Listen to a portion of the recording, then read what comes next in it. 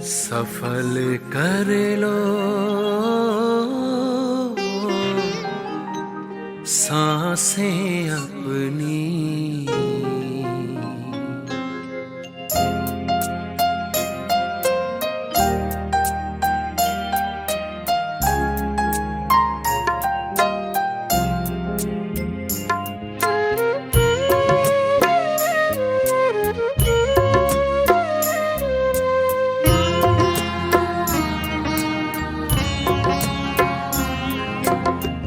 सफल कर लो सांसें अपनी, परम पिता को याद कर।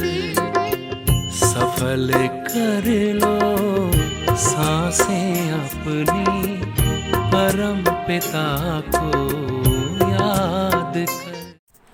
ओम शांति। अव्यक्त बाप दादा के 1885 के महावाक्य। तन मन धन और समय सफल करना। आज विश्व कल्याणकारी बाप अपने सहयोगी बच्चों को देख रहे हैं। सभी एक ही श्रेष्ठ संकल्प है और सभी इसी कार्य में उमंग उत्साह से लगे हुए हैं।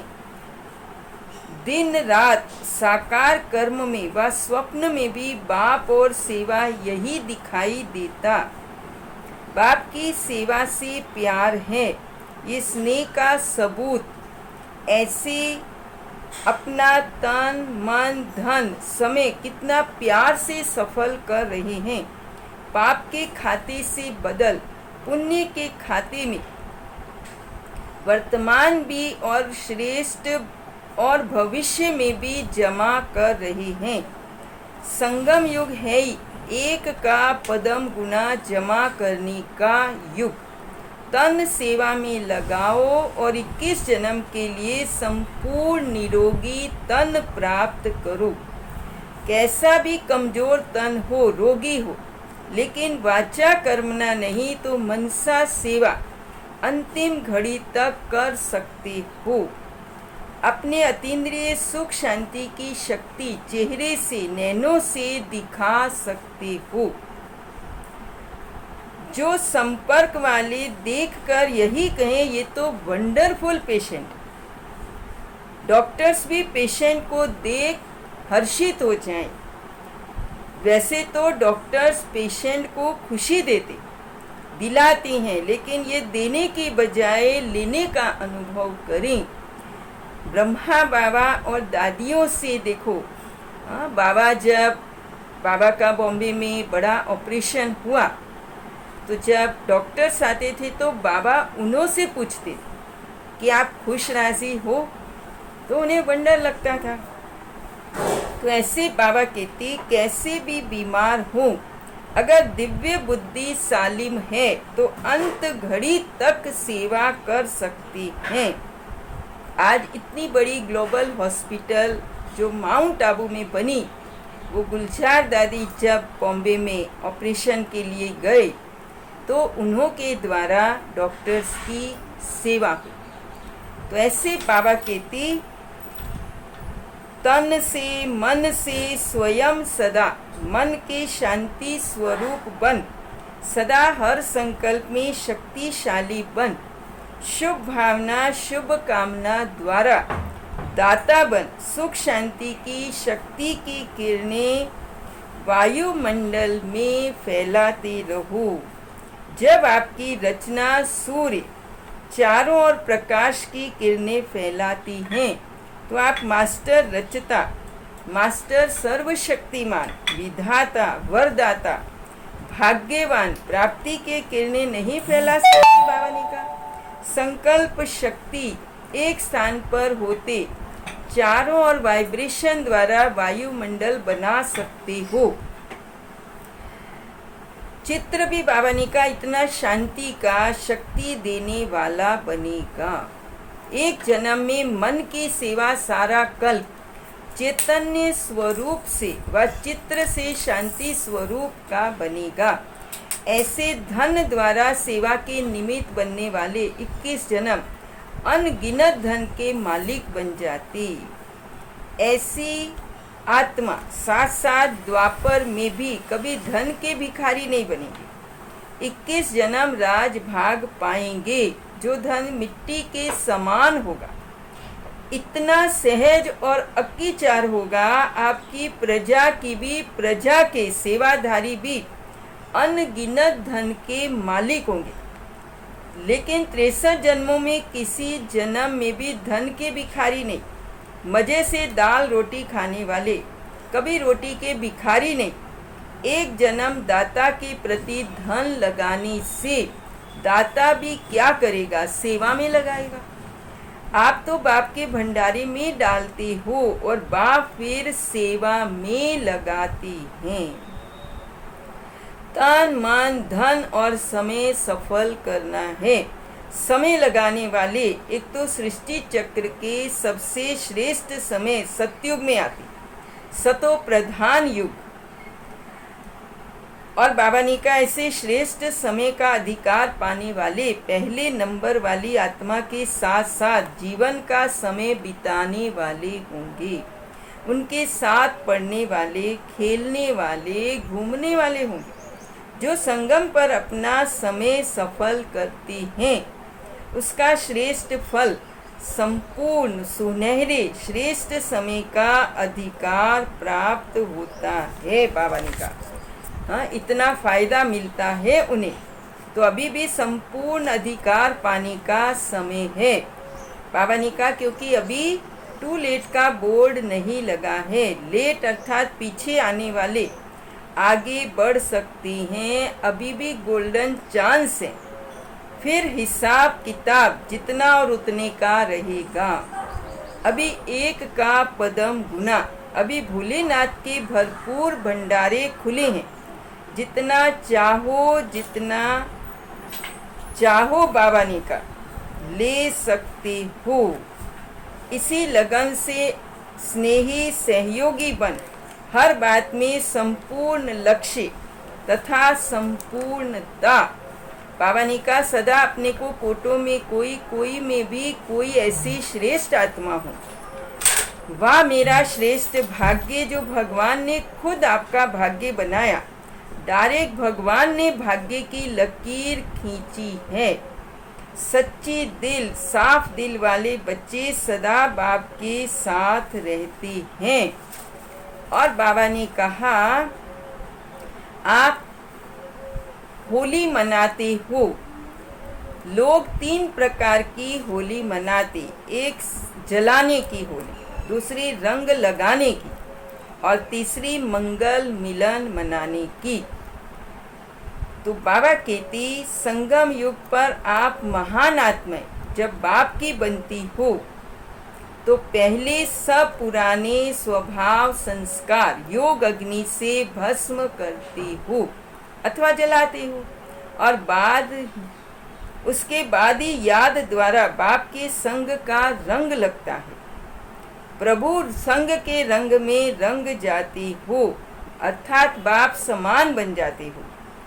जो बाप के गुण वो आपके गुण हो जाते, जो बाप की शक्तियाँ वो आपका खजाना बन जाती, आपकी प्रॉपर्टी हो जाती।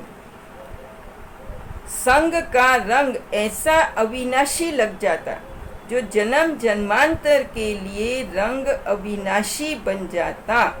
जब संग का रंग लग जाता तो ये रूहानी रंग की होली मना लेते। आत्मा और परमात्मा का, बाप और बच्चों का श्रेष्ठ मिलन है।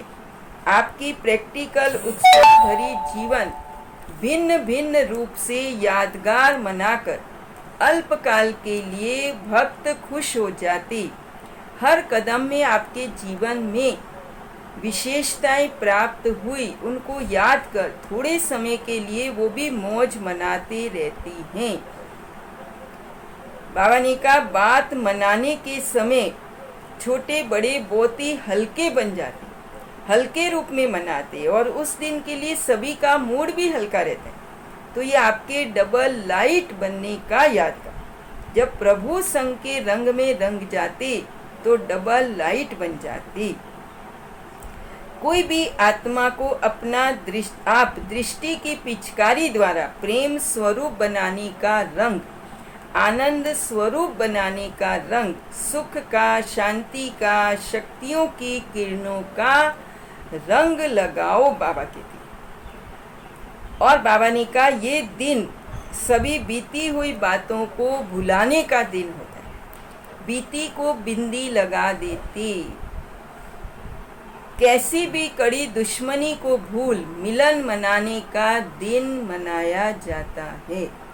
आपने भी आत्मा के दुश्मन, आसुरी संस्कार, आसुरी स्वभाव भूलकर प्रभु मिलन मनाया।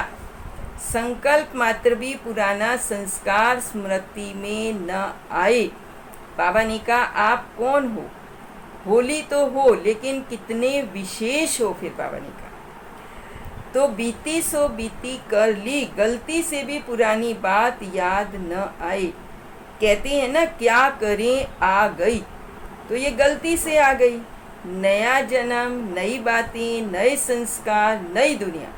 ये ब्राह्मणों का संसार भी नया संसार है, ब्राह्मणों की भाषा भी नई है। बाबा ने कहा सदा बाप और मैं साथ साथ, संगम युग सदा साथ रहेंगे, अलग हो नहीं सकते।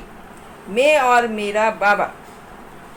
पर्दे के पीछे भी तीसरा कोई है क्या? बाबा ने कहा कभी चूहा कभी बिल्ली निकल आती, ऐसे तो नहीं है ना। सब समाप्त हो गए। जब बाप मिला तो सब कुछ मिला। बाबा ने कहा न संबंधी रह जाता, न खजाना रह जाता, न शक्ति, न गुण, न ज्ञान रह जाता, न कोई प्राप्ति रह जाती। इसको कहा जाता है होली मनाना। और बेफिक्र बादशाह शुभ चिंतक हैं, शुभ चिंतन है। ऐसी मौज की जीवन सारे विश्व में चक्कर लगाओ। अगर कोई मिले, बाबा ने कहा तो ले आओ। बाप के संसार में मौजें ही मौजें हैं। खाओ तो भी मौज, सो तो भी मौज। शुरू में बाबा ने कहा देखो कितनी समय दवाइयाँ नहीं थी। हाँ थोड़ा मलाई मक्खन खा लिया, दवाई नहीं खाते थे। जैसे आदि में प्रैक्टिस कराई थे तो पुराने शरीर, अंत में फिर वो आदि वाले दिन रिपीट होंगे। साक्षात्कार भी सब बहुत विचित्र करते रहेंगे। लास्ट तक जो पक्के होंगे उनको साक्षात्कार होंगे। फिर वही संगठन की भट्ठी होगी, सेवा पूरी हो जाएगी। अभी सेवा के कारण यहाँ वहाँ बिखर गए हैं, इसलिए बुद्धि की लाइन बहुत क्लियर चाहिए जो टच हो जाए। अभी क्या करना है, 1 सेकंड भी देरी की तो वो भी, अगर बटन दबाने में 1 सेकंड देरी की तो क्या रिजल्ट होगी। ये भी अगर 1 सेकंड टचिंग होने में देरी हुई तो फिर पहुंचना मुश्किल होगा। जैसे शुरू में घर बैठे आवाज़ आया, बुलावा आया, आओ और पहुँचो, अभी निकलो, और फौरन निकल पड़े और पहुँच गए। तो ऐसे बाबा कहते आपको भी वहाँ ही बाप डायरेक्शन दे, वहाँ कोई विशेष कार्य हो, वहाँ कोई औरों को शक्ति देनी हो, साथ ले जाना है, ये भी होगा। लेकिन बाप का है डायरेक्शन प्रमाण रहे, मन मत से नहीं, लगाव से नहीं कि ये मेरा सेंटर, ये भी याद न आए। समेटने का संकल्प, बाबा कहते पहले से सब समेटा हुआ हो। ऐसे नहीं ये कर लूँ वो कर लूँ, नहीं। जो सर्विसेबल बच्चे थे, शुरू में भी बाबा ने कहा उन्हों की स्थूल बैगेज सदा तैयार होती थी। ट्रेन पहुंचने में 5 मिनट और डायरेक्शन मिला जाओ तो बैग तैयार और स्टेशन पर पहुंच जाते थे। मन की स्थिति में बैगेज तैयार, बाप ने बुलाया और बच्चे जी हाजिर, इसको कहते एवर रेडी। ओम शांति, ओम शांति, ओम शांति।